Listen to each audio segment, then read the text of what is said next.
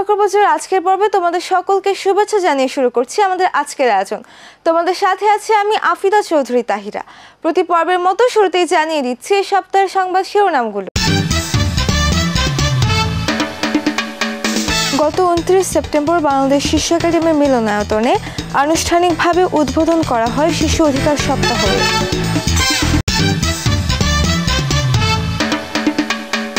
শিশু খাদ্যের দাম অসহনীয়ভাবে বৃদ্ধি পাওয়ায় দিশেহারা সাধারণ মানুষেরা।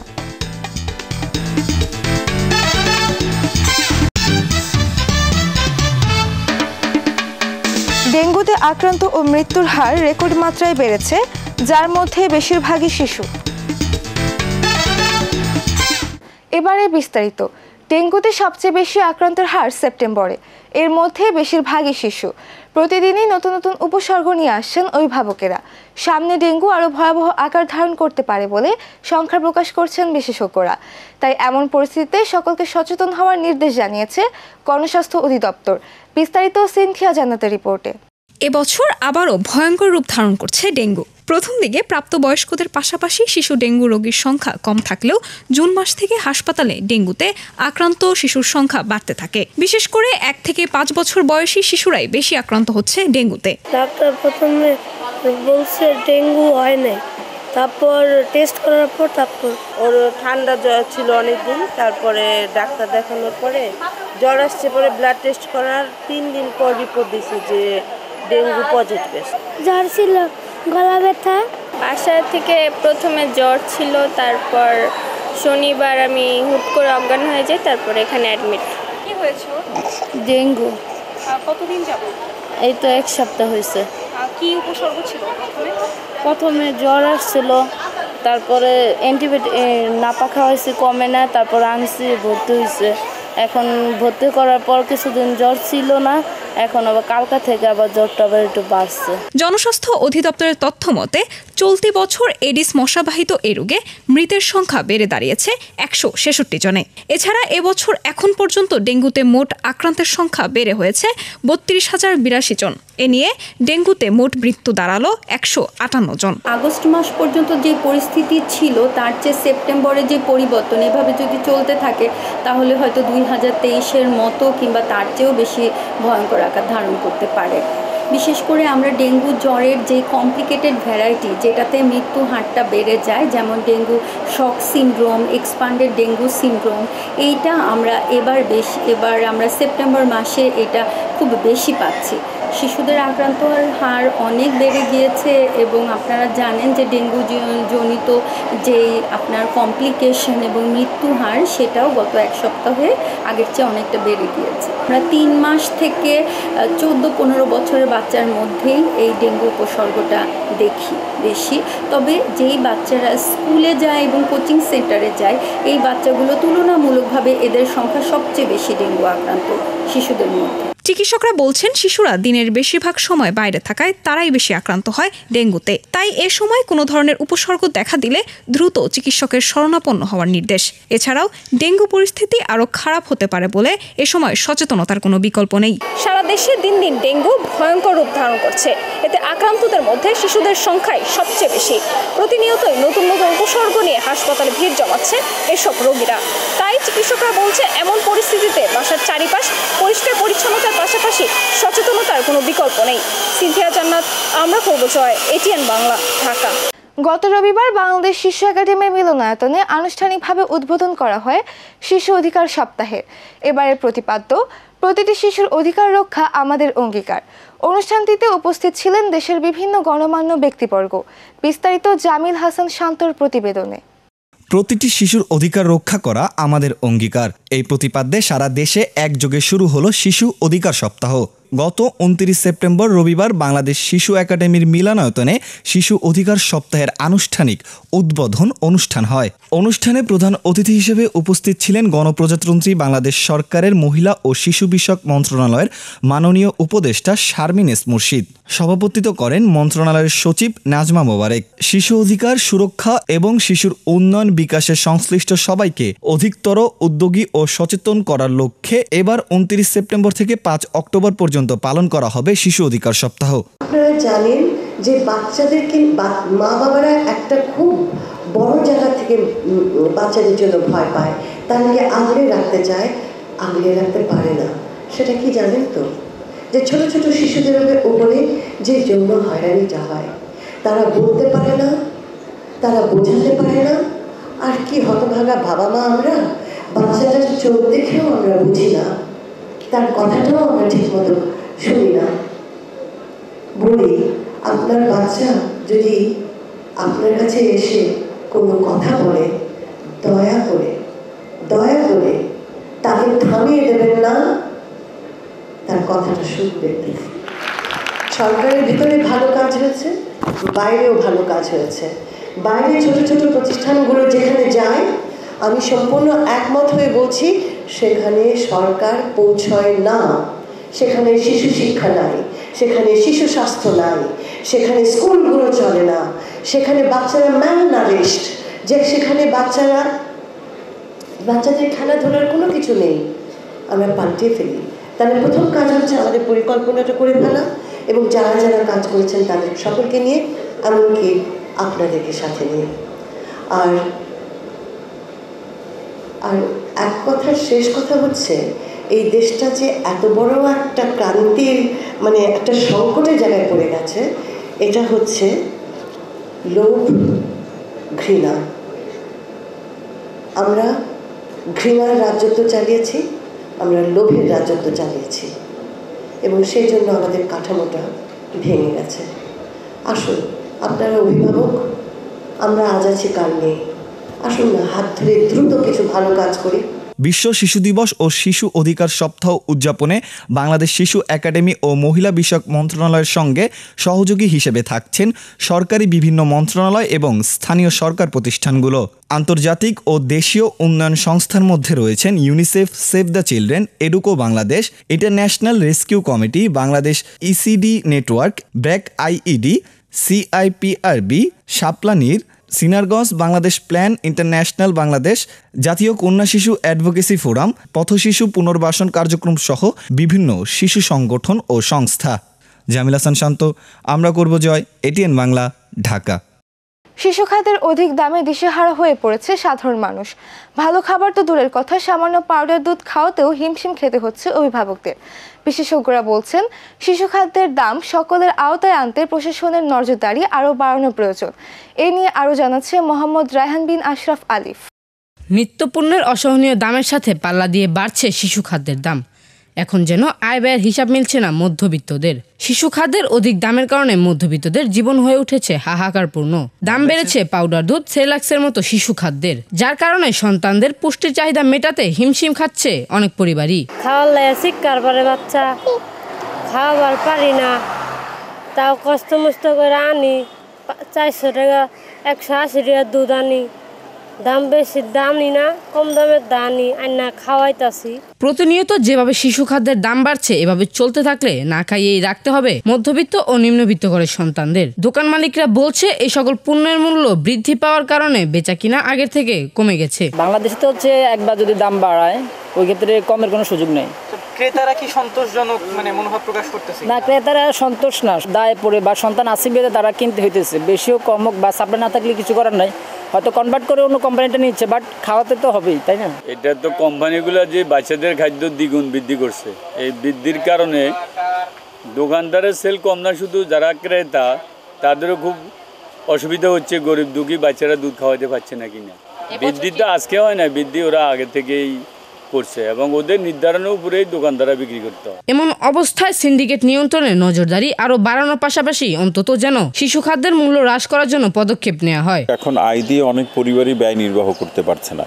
তো যখন পরিবারের ব্যয় সকল সদস্যদের যে প্রয়োজনগুলো, যে চাহিদাগুলো পূরণ করতে গিয়ে পরিবারের উপার্জনক্ষম ব্যক্তিকে যখন হিমশিম খেতে হয়, বাজারের পরিস্থিতির সাথে যখন সে পেরে উঠছে না তার আয় দিয়ে, তখন শিশু খাদ্য অথবা শিশুদের উপরে পরিবারের ক্ষেত্রে পরিবারের পক্ষ থেকে যে অধিক গুরুত্ব দেওয়া, বিশেষ করে শিশুর চিকিৎসা অথবা তার যে প্রয়োজনীয় খাদ্যগুলো ক্রয় করা, সেটি নিশ্চিত করা, এই জায়গাতে অনেক পরিবারই সেই শিশুর চাহিদা পূরণ করতে পারবে না। এখন প্রশ্ন হচ্ছে যে শিশু খাদ্যের বা খাবারের দাম বাড়ছে কেন? আমাদের এখানে যেটি বাস্তবতা দাঁড়াচ্ছে যে আসলে কিছু আছে যে বৈশ্বিক বাস্তবতা, সেই বাস্তবতায়ও কিন্তু কিছু দাম বাড়ে, কিন্তু আমাদের এখানে শিশু খাদ্যের যারা সরবরাহকারী এবং যারা উৎপাদন করছে তারা কিন্তু বিভিন্ন সময় এই বৈশ্বিক কারণগুলোকে মূল কারণ দেখিয়ে নিজেরাই দাম বাড়ায়। এইটা এক ধরনের বাস্তবতা। এখন সেই বাস্তবতাকে কিন্তু আমাদের নিয়ন্ত্রণ, রাষ্ট্র বা সরকারের কাজ হলো যাতে কেউ নিজের থেকে দাম বাড়িয়ে শিশু বা অন্য যে কোনো মানুষের জন্য যাতে কোনো ভোগান্তি সৃষ্টি করতে না পারে সেটিকে নিয়ন্ত্রণ করা। এর সাথে যেটি যুক্ত বা আমরা খুব জোরালোভাবে প্রত্যাশা করি সেটি হচ্ছে শিশু খাদ্যের ব্যাপারে রাষ্ট্রের ভর্তুকিটা বাড়ানো। ভুক্ত অধিকারের মনিটরিং এর পাশাপাশি সকলের সচেতনতায় পারে এই সকল পণ্যের মূল্য সকলের আয়ত্তায় আনতে। একটি নবজাতক শিশু অন্য আর 8-10 জন শিশুর মতো খাদ্য গ্রহণ করতে পারে না। তার খাদ্যাভ্যাসের তালিকায় রয়েছে মাতৃদুগ্ধ কিংবা বাজারে বিক্রয়কৃত নানা ধরনের শিশু খাদ্য। তবে এই সকল খাদ্যের দাম দিন দিন চলে যাচ্ছে মধ্যবিত্তদের নাগালের বাইরে। এই সকল পণ্য সকলের আয়ত্তায় আনতে প্রশাসনের নজরদারির কোনো বিকল্প নেই। মোহাম্মদ রাইয়ান বিন আশরাফ আলিফ, আমরা করব জয়, এটিএন বাংলা, ঢাকা। গত 28 ও 29 সেপ্টেম্বর গভর্নমেন্ট সায়েন্স হাই স্কুলে আয়োজিত হয় জাতীয় সাহিত্য মেলা। সেখানে আয়োজিত নানা প্রতিযোগিতায় অংশ নিয়েছিল শিশু কিশোররা। দেয়ালিকার প্রদর্শনীর মাধ্যমে অনেকেই নতুন করে বাংলা সাহিত্য সম্পর্কে অবগত হয়েছে। এই মেলায় অংশগ্রহণ করে যেন শিশুদের আগ্রহের কেন্দ্রে দাঁড়িয়েছে বাংলা সাহিত্য। বিস্তারিত জামিল হাসান শান্তর আরও একটি রিপোর্টে। বহু বছরের বাংলা সাহিত্যকর্ম ও ইতিহাস বাংলা সাহিত্যের নামে পরিচিত। যুগে যুগে বাংলা সাহিত্যের পরিবর্তন ঘটেছে একাধিকবার, তবে বর্তমান প্রজন্ম যেন বাংলা সাহিত্যের সঙ্গে বিচ্ছিন্ন সম্পর্ক গড়ে তুলেছে। তাই শিশুদের বাংলা সাহিত্য লেখা ও চর্চার জন্য গত 28 ও 29 তারিখ গভর্নমেন্ট সায়েন্স হাই স্কুলে আয়োজন করা হয় শিশুদের জন্য নানা রকম প্রতিযোগিতার। আরও ছিল দেয়ালিকা প্রদর্শনী, গল্প লেখা, কুইজ সহ নানা প্রতিযোগিতায় অংশ নেয় শিশুরা। আমার সবচেয়ে বেশি সেগমেন্টটা ভালো লেগেছে উপস্থিত বক্তৃতা। উপস্থিত বক্তৃতা সবাই তার নিজের মত নির্বিশেষে তাদের নিজের বক্তব্যটা প্রকাশ করতে পেরেছে। এই সেগমেন্টটা আমার সবচেয়ে বেশি ভালো। ব্যবস্থাপনাটা খুব সুন্দর এবং পাশাপাশি আমাদের Saint Joseph higher secondary school থেকে আমরা কলেজ শাখা রিপ্রেজেন্ট করতে আসছি আমাদের কলেজকে, এবং আমরা আজকে সাহিত্য কুইজ বিষয়ক অংশগ্রহণ করব। 2 দিন খুবই সুন্দর আয়োজন হয়েছে। আমি এসেছিলাম, বিভিন্ন সেগমেন্টে অংশগ্রহণ করেছি এবং আমার ভালো লেগেছে অংশগ্রহণ করে। আমি বাংলা ভাষা বিষয়ক কুইজ, গল্প পূরণ এবং আজকে সাহিত্য কুইজ অংশগ্রহণ করেছি। আগের বার যখন প্রথম জাতীয় উৎসব হয়েছিল তখন আমি ছিলাম, গল্প পূরণে পার্টিসিপেট করেছিলাম। এবারও গল্প পূরণে পার্টিসিপেট করেছি। শিশুদের বাংলা সাহিত্য চর্চা ও সংরক্ষণে আরও আগ্রহী করতে হবে বলে জানান অতিথিরা। এটার গুরুত্ব অপরিসীম এবং যে শিক্ষকরা এটার সুদূরপ্রসারী যে চিন্তা থেকে এই আয়োজনটা করেছে সেটাকে প্রশংসা অবশ্যই করতে হবে। সকলে বাংলা ইতিহাস ও সাহিত্য সম্পর্কে জানতে ও এর গুরুত্ব বুঝতে এ ধরনের মেলা গুরুত্বপূর্ণ বলে মনে করছেন আয়োজকরা। এই কার্যক্রমটার মূল উদ্দেশ্য হচ্ছে বাংলা সাহিত্যকে সকলের মাঝে আসলে পৌঁছে দেওয়া।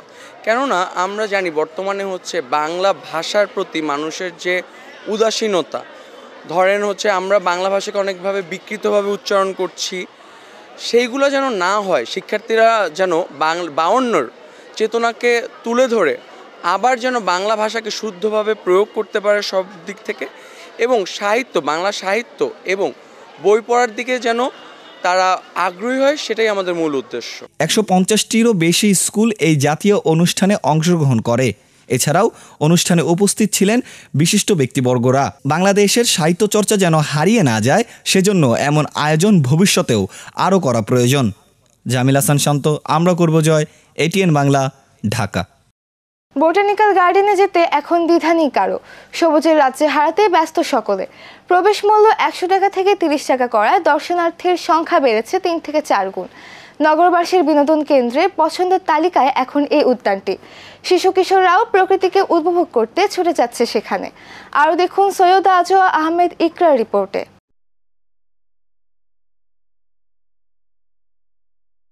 যতদূর দেখা যায় সবুজের রাজত্ব, মাঝে মাঝে সেই সবুজ পাতার ফাঁক দিয়ে আকাশের দেখা মেলে।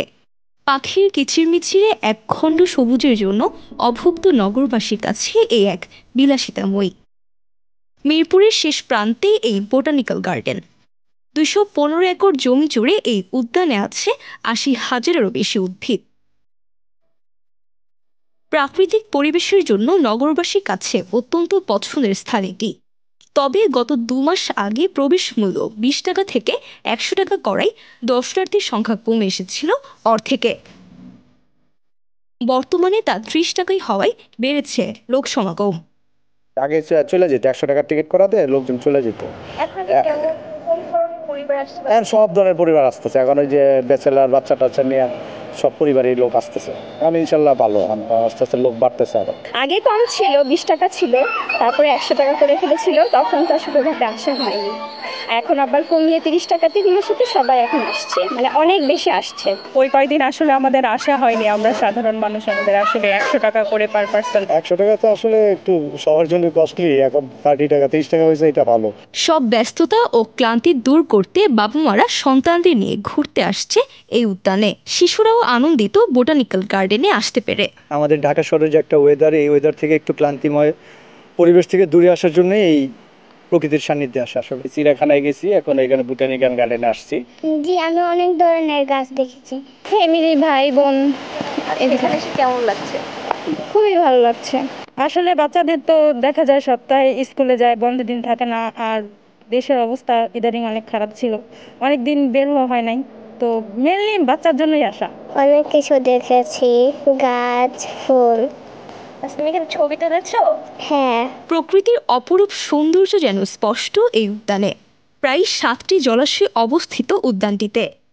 ভালো থাকার অসম প্রতিযোগিতার শহরে যাবতীয় সমীকরণগুলোকে ছুটি দিয়ে পরিবারের সকলের গন্তব্য হতে পারে এই বোটানিক্যাল গার্ডেন। সৈয়দা আজম আহমেদ ইকরা, আমরা করব জয়, এটিএন বাংলা, ঢাকা। বর্তমানে মুভি ক্যারেক্টার সহ নানান ধরনের অ্যানিমে ক্যারেক্টারের প্রতি আগ্রহ বেড়েছে শিশু কিশোরদের, যার ফলশ্রুতিতে গত 27 September Mohammadpur Tokyo square convention সেন্টারে আয়োজিত হয় প্যান্ডেমিক্স অ্যাভেঞ্জার্স কন ফেস্টিভ্যাল, যেখানে এই সকল ক্যারেক্টারগুলোকে বাস্তব চরিত্রের রূপ দেয় শিশু কিশোররা। বিস্তারিত তাসকিয়া আহমেদ চিন্তার রিপোর্টে।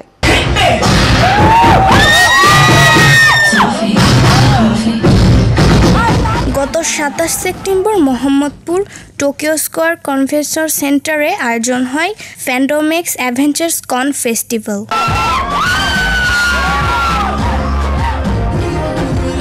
মূলত এখানে হয় ক্যারেক্টার কসপ্লে। তরুণ তরুণীদের পথচারণায় মুখরিত ছিল এবারের আয়োজনটি। আজকে কি সেজেছে?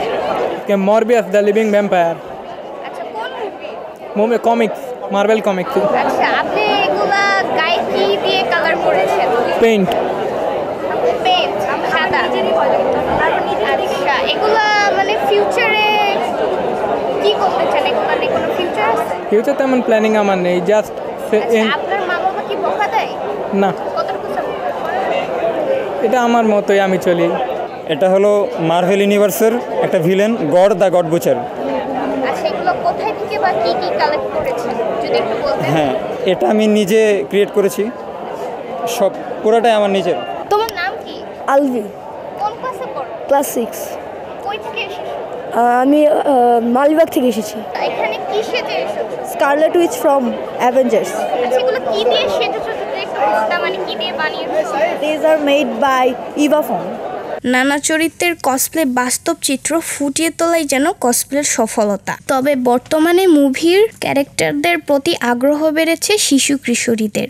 আয়োজনটিতে উপস্থিত ছিলেন শিশু কিশোর সহ নানা বয়সের মানুষজন। আমার মা অনেক বেশি সাপোর্টিভ, সে এখানে থাকে না, অবশ্য আমাকে বলেছে রেডি হয়ে তুমি ছবি পাঠাও আমাকে, খুবই খুশি। আমার বাবা মা পুরোপুরিটা সাপোর্ট করে না, বাট করে।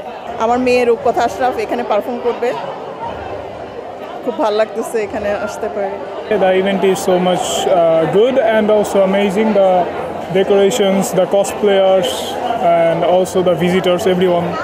So ভালো লাগতেছে। এখানে অনেক বেশি মজা লাগছে, আশেপাশে অনেক কসপ্লেয়ার আছে, অনেক কিছু আছে দেখার মতো। আমরা হচ্ছে আমাদের আজকে একটা পারফরমেন্স আছে, dance performance, night sister of Renaissance. তো আমরা পারফরমেন্সের জন্য এসেছি, প্লাস ইভেন্ট এনজয় করতে। আমি পুরোপুরি সাপোর্ট করি, মেয়ে এবং ছেলে দুজনকে।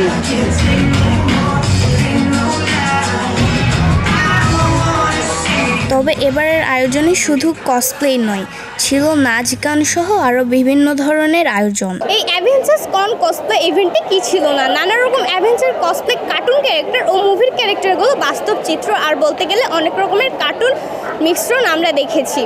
তারা মজা করেছে এবং মানুষকেও মজা দিয়েছে। অভিভাবকরা এসেছিলেন তাদের সন্তানকে নিয়ে উপভোগ করতে। চিন্তা আহমেদ, আমরা করব জয়, এটিএন বাংলা, ঢাকা।